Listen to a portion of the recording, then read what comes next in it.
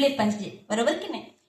आता प्रत्येक शाळेमध्ये असे शिक्षक आपल्याला पाहायला भेटत नाही, पण आपल्या शाळेला हे शिक्षक आपल्याला लाभले, एवढा सुंदर शिक्षक वृंद आपल्याला लाभला, हे आपलं कुठंतरी भाग्य म्हणावं लागेल, बरोबर की नाही?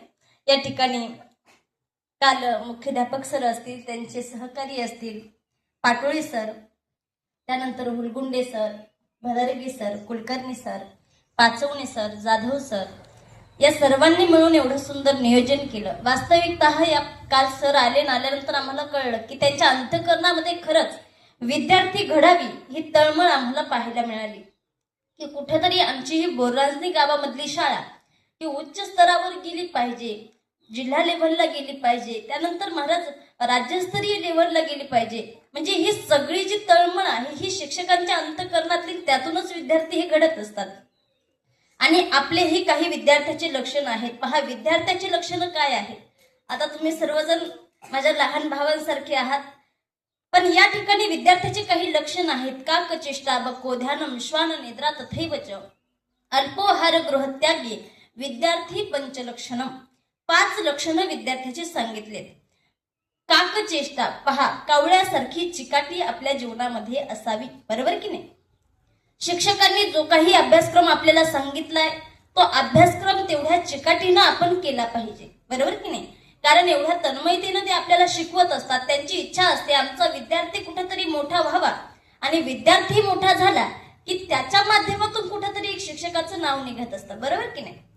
जसं आपण काहीतरी चांगलं कार्य केल्या पद्धतीनं शिक्षकांचंही नाव निघतं की हा मुलगा या शाळेमध्ये शिकलेला आहे, बरोबर की नाही? म्हणून अभ्यास करत असताना, शालेय जीवनामध्ये आपण हे जीवन जगत असताना, कारण हे जे वय आहे हे खऱ्या अर्थानं या वयामध्ये जर आपल्याला योग्य मार्ग मिळवला ना, आपल्याला तसे योग्य गुरु मिळाले, तुम्हाला तर मिळालेच आहेत, बरोबर की नाही? कारण शिक्षक हे मुलांना घडवतात महाराज, पण त्यासाठी आपल्याही अंतःकरणामध्ये तेवढी चिकाटी असणं, एखादं कार्य करायचं तर त्याच्याबद्दल चिकाटी आपल्या अंतःकरणामध्ये असली पाहिजे, बरोबर की नाही? म्हणून प्रत्येकानं चिकाटीनं अभ्यास केला पाहिजे. काकचेष्टा बको ध्यानम, जसं बगळ्याचं ध्यान असतं, बरोबर की नाही? कसं असतं? पाण्यामध्ये बगळा जर बसला, त्याचं एक ध्यान असतं, मासा कधी दिसेल आणि कधी मी त्याला पकडेल. तसं आपलं ध्यान असलं पाहिजे. शिक्षक शिकवतात, शिक्षक शिकवताना इकडं तिकडं मस्ती करण्यापेक्षा शिक्षक काय शिकवतात आणि ते आपल्याला किती ग्रहण करता येईल तेवढ्या श्रद्धेनं, ही भावना आपल्या अंतःकरणामध्ये असते पाहिजे. म्हणजे आपलं ध्यान कसं असावं?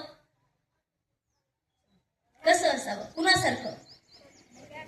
बगळ्यासारखं. चिकाटी कुणासारखी असावी? कावळ्यासारखी. असं लक्षपूर्वक ऐकायचं.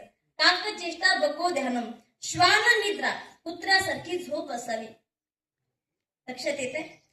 म्हणजे आपण झोपल्यानंतर, पहा, कुत्र जर झोपलेलं असेल त्याला थोडी जरी चाहूल लागली तर ते कसं दचकन उठतं, तशी माणसाची जिद्द असताना महाराज, कारण हे बालपणाचं जे वय आहे हे तर तुमचं खेळीमेळीचं वय आहे, शिकण्याचं वय आहे, बरोबर की नाही? कुत्र्यासारखी झोप असावी. त्यानंतर काकचेष्टा बको ध्यानम श्वान निद्रा तथैवच अल्प आहार असावा. तरी आपलं चुकतं आणि चुकल्यानंतर आपण योग्य मार्गावर यावं यासाठी शिक्षक आपल्याला काय करतात? दंड देत असतात, बरोबर की नाही? आणि म्हणून भीती अंतःकरणामध्ये ठेवायची नाही, गुरुचा आदर करायचा.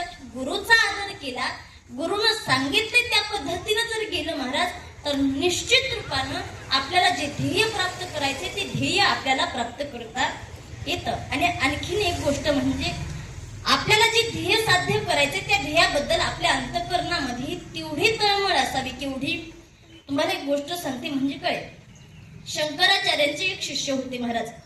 शंकराचार्यांजवळ गेल्यानंतर महाराज एक दिवस त्यांनी विचारलं की आपल्या अंतःकरणामध्ये एखादी गोष्ट आपल्याला प्राप्त करायची असेल, त्यांच्या भाषेत त्यांनी सांगितलं, देव भेटायचा असेल तर आम्ही काय करायला पाहिजे, काय केल्यानं देव भेटेल? शंकराचार्यांनी काय केलं? त्या शिष्याला घेतलं, नदीमध्ये नेलं आणि पाण्यामध्ये त्याचं मान बुडवली. कुठपर्यंत? जोपर्यंत त्याला श्वास घ्यायला त्रास होत नाही तोपर्यंत.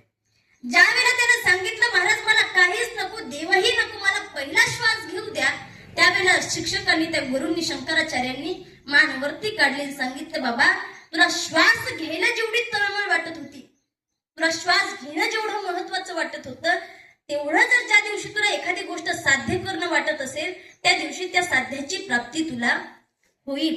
म्हणजे आपल्याला जे बनायचे त्याबद्दल श्वास घेणं जेवढं महत्वाचं आहे तेवढी चिकाटी आपल्या अंतःकरणामध्ये, ते कष्ट करण्याची जिद्द आपल्या अंतःकरणामध्ये असेल तर ते ध्येय आपल्याला काय होईल, प्राप्त होईल. आणि आपण जे शिक्षण शिकलोय त्याबरोबर थोडासा परमार्थ सुद्धा करायचा, बरोबर की नाही. शाळेसोबत परमार्थही घडला पाहिजे, कारण आपलं जे जीवन आहे हे फक्त नोकरी करण्यासाठीच नाही, नोकरीही करावी त्यासोबत थोडासा परमार्थही आपल्या हातून घडावा, जे की तुम्ही रोज त्या